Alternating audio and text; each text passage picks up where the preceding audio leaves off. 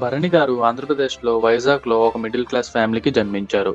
ఆయన తన చైల్డ్‌హుడ్ నుండి చాలా సింపుల్‌గా గడిపారు. ఆయన స్కూల్ డేస్ నుంచే యాక్టింగ్ అంటే చాలా ఇంట్రెస్ట్ ఉండేది. స్కూల్‌లో స్టేజ్ మీద పెర్ఫార్మన్స్ ఇచ్చేవారు. ఆయన పెర్ఫార్మన్స్ చూసి చాలామంది అప్రిషియేట్ చేసేవారు. అలా ఆయన తన చైల్డ్‌హుడ్‌ని గడిపారు. తర్వాత ఆయన బీటెక్ కూడా ఫినిష్ చేశారు. బీటెక్ అయ్యాక ఆయనకి జాబ్ రాలేదు. అప్పుడే యాక్టింగ్ ట్రై చేద్దామని ఇండస్ట్రీకొచ్చారు. భరణి గారు ఫస్ట్‌లో చాలా రిజెక్షన్స్ వచ్చేవి.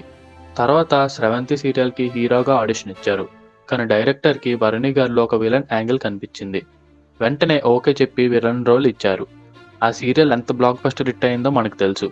భరణి గారికి డెబ్యూ సీరియల్‌తోనే ఫ్యాన్స్ క్రేజ్ చాలా పెరిగిపోయింది. ఆయన యాక్టింగ్‌కి నంది అవార్డు కూడా వచ్చింది. తర్వాత చాలా సీరియల్స్ చేశారు అండ్ అలాగే చాలా సినిమాల్లో సైడ్ క్యారెక్టర్స్‌గా చేశారు. అలా సైడ్ క్యారెక్టర్ చేసిన సినిమాలో ఒకటి 'ఆరెంజ్' సినిమా. ఈ సినిమా నుండే నాగబాబు అండ్ భరణి గారు చాలా క్లోజ్ అయ్యారు.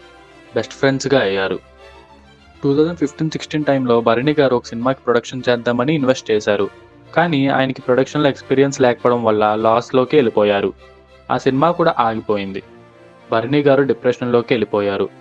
సీరియల్ ఛాన్సెస్ కూడా రావట్లేదు. అప్పుడు ఒకరోజు నాగబాబు గారు భరణి గారిని వారింటికి పిలిచారు.